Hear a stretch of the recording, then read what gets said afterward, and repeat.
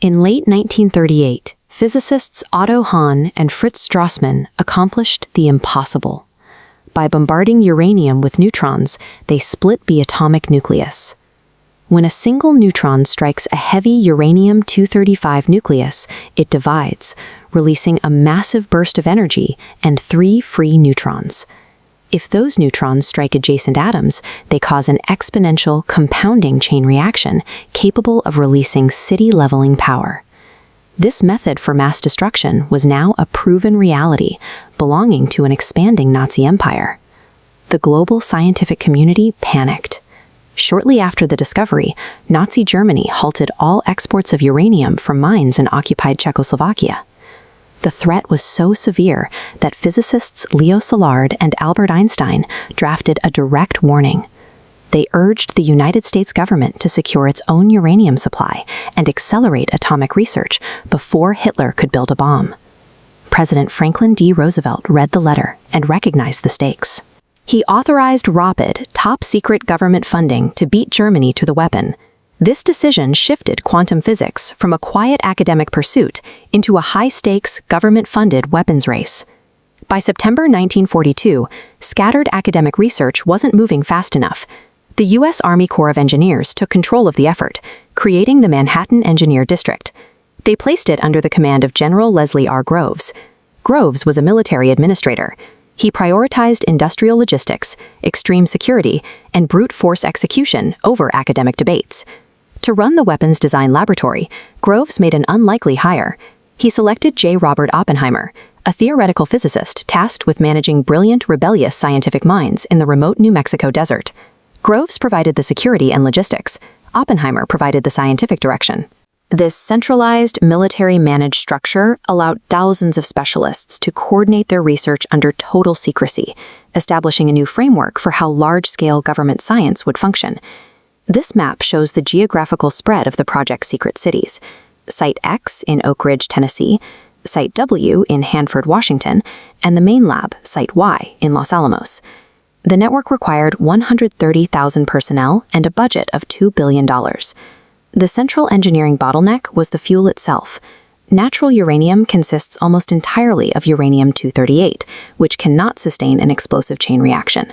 The scientists needed the fissionable isotope uranium-235, which makes up just 0.7% of the material.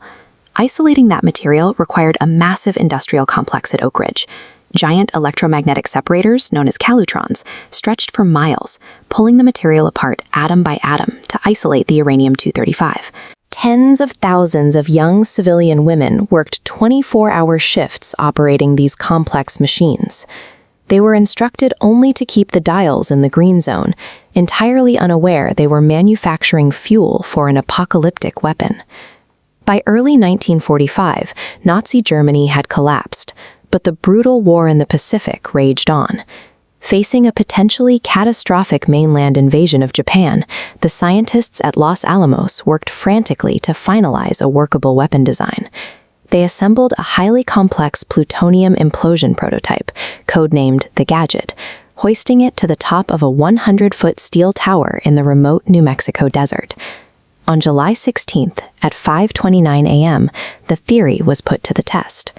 The Trinity blast yielded an explosion equivalent to 21 kilotons of TNT. It melted the desert sand into radioactive glass and sent a roaring thermal shockwave outward for over 100 miles. The mathematics on the chalkboard were now a physical reality. A single detonation had produced more energy than 20,000 tons of conventional explosives, shifting the power of war from the battlefield to the laboratory. On August 6, 1945, the uranium bomb Little Boy was detonated 1,900 feet above Hiroshima. The core temperature reached millions of degrees, instantly vaporizing tens of thousands of people in a fraction of a second. Those who survived the intense thermal pulse faced a silent, invisible threat. In the ruined landscape, tens of thousands more perished from acute radiation poisoning over the following weeks. 3 days later, with no immediate surrender, the United States dropped a second weapon, the plutonium bomb Fat Man, on Nagasaki.